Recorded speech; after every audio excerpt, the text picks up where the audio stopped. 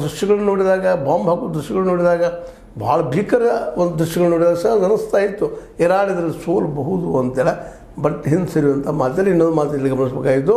Iran ಇದ್ದಿದ್ದು already China ಮತ್ತು ನಮ್ಮ ರಷ್ಯಾ ಜೊತೆಗೆ ಅಗ್ರಿಮೆಂಟ್ ಮಾಡಿಕೊಂಡು ನೀವು ನಮಗೆ ಸಹಾಯ ಮಾಡಿ ಅನ್ನೋಂಥ ಮಟ್ಟಕ್ಕೆ ಬಂದು ನಿಲ್ಲುವ ಎಲ್ಲ ಸಾಧ್ಯಗಳು ಕಾಣ್ತಾ ಇದ್ದಾವೆ.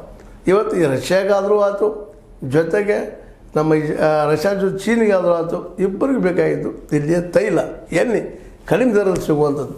ಅದಕ್ಕೆ ಅವರು ಅದು ಉಳಿಸ್ಕೊಳ್ಳೋಂಥ ಕೆಲಸವನ್ನು ಮಾಡಬಹುದು ಅಂತೇಳಿ. ಅಂದ್ರೆ ಇನ್ನು ಚೈನಾ ಮತ್ತು ಸಪೋಸ್ ಅದ್ರ ಜೊತೆಗೆ ಚೈನಾ ಜೊತೆಗೆ ಈ ರಷ್ಯಾ ಎರಡೂ ಕೂಡ ಈ ನಮ್ಮ ಇರಾನಕ್ಕೆ ಹೆಲ್ಪ್ ಮಾಡಿದರೆ ಮಾತ್ರ ಇದು ಮೂರನೇ ವಿಶ್ವಯುದ್ಧಕ್ಕೆ ಹೋಗೋದರಲ್ಲಿ ಎರಡು ಮಾತಿಲ್ಲ. ನಿಶ್ಚಿತವಾಗಿಯೂ ಇದು ಎಲ್ಲ ದೇಶಗಳನ್ನ ಆವರಿಸ್ಕೊಳ್ಳೋದು ನಿಶ್ಚಿತದ. ಯಾಕೆಂದರೆ ಇರಾನ್ ಇವತ್ತು ಎಲ್ಲ ಬಿಟ್ಟು ನಿಂತು ಬಿಟ್ಟದು. ಬೇಕಾದಾಗಲ್ಲಪ್ಪ ಇವತ್ತು ಇಸ್ರೇಲ್ ಮನೆಸಬೇಕಂತೇಳಿ ಜೊತೆಗೆ ಅಮೇರಿಕೆಗೂ ಬಿಡ್ಕೊಡೋದು ಅಂತ ನಿರ್ಧಾರ ಮಾಡಿದ. ಹೀಗಾಗಿ ಅಮೇರಿಕ ಇವತ್ತು ಎಷ್ಟು ಮಟ್ಟಿಗೆ ಇಲ್ಲಿ ಗೆಲ್ಲಬಹುದು ಅನ್ನೋದು ಅಷ್ಟೇ ಮುಖ್ಯದ. ಜೊತೆಗೆ ಅಮೇರಿಕೆಯ ಜನರು ಇದನ್ನು ಯುದ್ಧ ಬಯಸ್ತಾ ಇಲ್ಲ. ಯಾಕಂದರೆ ಈಗಾಗಲೇ ಹಿಂದಿನ ಇರಾಕ್ ಯುದ್ಧದಲ್ಲಿ ಆಗಿರ್ಬೋದು, ಅದು ಹಿಂದಿನ ಯುದ್ಧಗಳಲ್ಲಿ ಆಗಿರ್ಬೋದು ಸಾಕಷ್ಟು ಹೊಡೆತವನ್ನು ತಿಂದದ ಈ ನಮ್ಮ ಏನಪ್ಪ ಅಮೇರಿಕೆಯ ಸೇನೆ. ಅದಕ್ಕೆ ಅವ್ರಿಗೆ ಯುದ್ಧ ಬೇಡಪ್ಪ ನಮಗಂತ ಇದ್ದೀನಿ, ನೀನು ಇದೇನು ಮಾಡ್ತಾಯಿದ್ದೀನಿ ಅಂತ ಅಲ್ಲಿ ವಿರೋಧ ಜೋರ್ದಾರ ಆಗ್ತಾಯಿದೆ.